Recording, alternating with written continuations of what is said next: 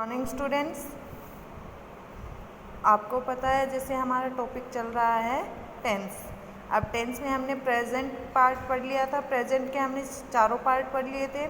अब हमारा टेंस में नेक्स्ट पार्ट आया पास्ट। पास्ट का हमने दो पार्ट पढ़ लिए हैं, पास्ट सिंपल और पास्ट कॉन्टिन्यूस। इसके बाद थर्ड पार्ट आता है past perfect tense. Past perfect tense कहाँ यूज़ होता है, इसकी वाक्य पहचान क्या होती है, इसमें हेल्पिंग वर्ब क्या होती हैं, इसके सेंटेंस स्ट्रक्चर कैसे बनते हैं, वो आज हम पढ़ेंगे। हम लोगों को पता है कि पास्ट नाम से ही पता चल जाता है कि वो काम जो पहले हो चुके हैं। तो अब देखते हैं कि पास्ट की क्या पहचान होती है। The past perfect tense use to refer to an action at a time earlier than a time in the past already refer to.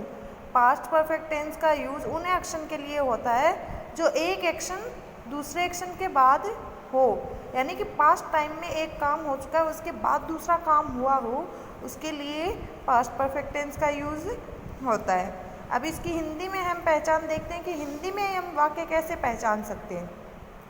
इस टेंस के हिंदी वाक्यों के अंत में चुका था, चुकी थी, चुके थे, या था, ये थी, ये थे आदि शब्द आते हैं। यानी कि जैसे मैं जा चुका था, वो मेरे आने से पहले सो चुका था, इस तरह के जो वाक्य बनते हैं वो पास्ट परफेक्ट टेंस के बनते हैं।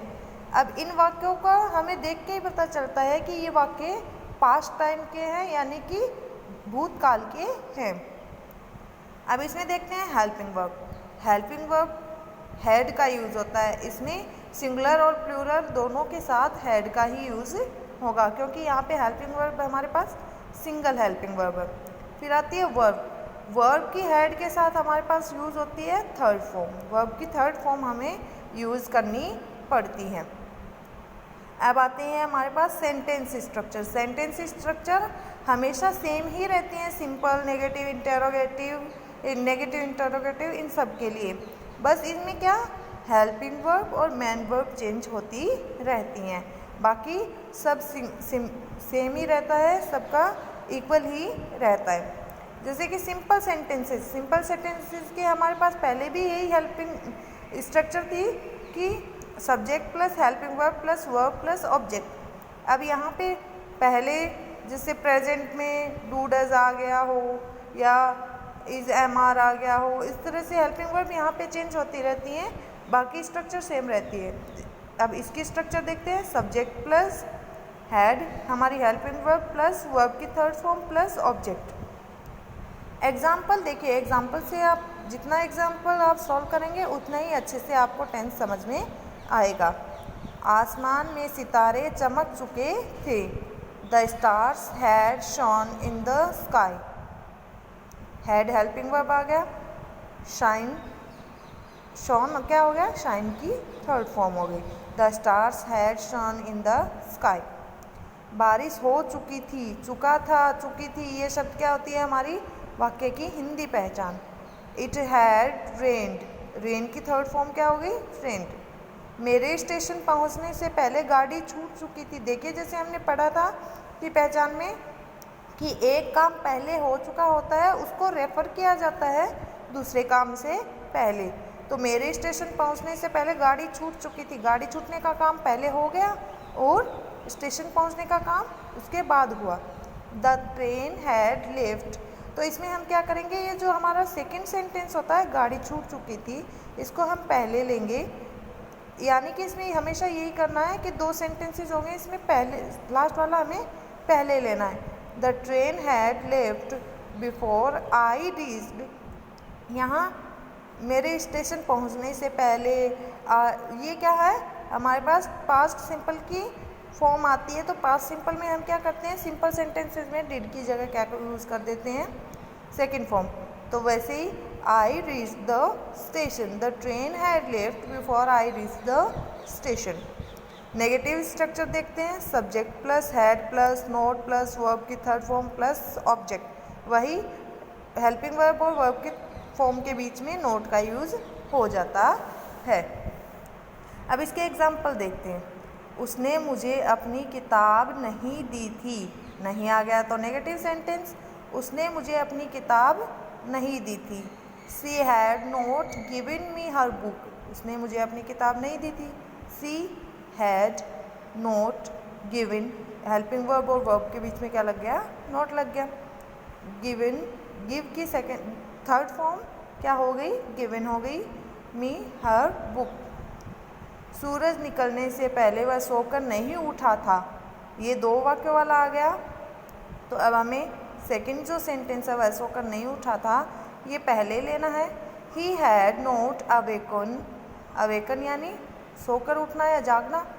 ही had not awaken before the sun rose, ये क्या आ गई, सेकंड फॉर्म आ गई। राइज की सेकंड फॉर्म क्या होती है, रोज होती है। नेक्स्ट आते हैं हमारे पास इंटेरोगेटिव सेंटेंसेस। इंटेरोगेटिव में हमें पता है हेल्पिंग वर्ब का यूज़ कहाँ होगा, सब्जेक्ट से पहले, और लास्ट में क्या आ जाएगा, question mark. Had plus subject plus verb की थर्ड फॉर्म प्लस ऑब्जेक्ट, और लास्ट में हमने क्वेश्चन मार्क का यूज़ कर लिया। क्या मैंने तुम्हें 100 का नोट दिया था, क्या मैंने तुम्हें 100 रुपये का नोट दिया था। Had I given you 100 rupee note. Had subject से पहले, आई मैंने के लिए I. Had I given you 100 rupee note, verb की थर्ड फॉर्म हो गई गिवन। क्या तुम्हारे घर पहुंचने से पहले माताजी ने खाना बना लिया था, ये 2 सेंटेंसेस आ गए। तो सेकंड वाला हमें क्या लेना है, पहले लेना है। Had the mother cooked the food before you reached at the home. हम सेकंड सेंटेंस क्यों लेते हैं, क्योंकि सेकंड सेंटेंस में ही हमें perfect tense, past perfect tense मिलता है। जैसे कि माताजी ने खाना बना लिया था, तो had the mother cooked the food before you reached at the home. फिर आते हैं नेगेटिव इंटेरोगेटिव सेंटेंसेस। इनमें यही नेगेटिव और इंटेरोगेटिव का क्या होगा, मिक्सचर होगा। तो इंटेरोगेटिव की तरह हेल्पिंग वर्ब पहले यूज हो गई, फिर subject plus not plus verb की थर्ड फॉर्म प्लस ऑब्जेक्ट, और लास्ट में क्वेश्चन मार्क। क्या खिलाड़ी मैदान में क्रिकेट नहीं खेले थे, एक ही मात्रा लगी है और थे आ गया है, तो ये क्या हो गया, खेले थे, तो ये पास्ट परफेक्ट टेंस हो गया। Had the players not played the cricket in the field, और लास्ट में हमने क्वेश्चन मार्क यूज़ कर दिया। क्या बारिश होने के बाद आसमान साफ नहीं हो चुका था, आसमान साफ नहीं हो गया था, ये हमारे पास क्या है, पास्ट परफेक्ट टेंस है। Did the sky not become clear after it had rain, did the sky not become clear after it had rained. अब बच्चों आपको ये टेंस समझ में आ गया होगा, आपको एक बार दोबारा देख लेना है, इसको सारा क्लियरली लिखा हुआ है, आप इसको देखिए, अपनी नोटबुक में इसको कॉपी कीजिए और इसके एग्जाम्पल्स जितने ज़्यादा हो सके उतने घर पे रफ नोटबुक में सॉल्व कीजिए, क्योंकि टेंस ऐसी चीज़ है जिसके जितने ज़्यादा एग्जाम्पल्स हम सॉल्व करेंगे उतने ही ज़्यादा हमें समझ में आएंगे।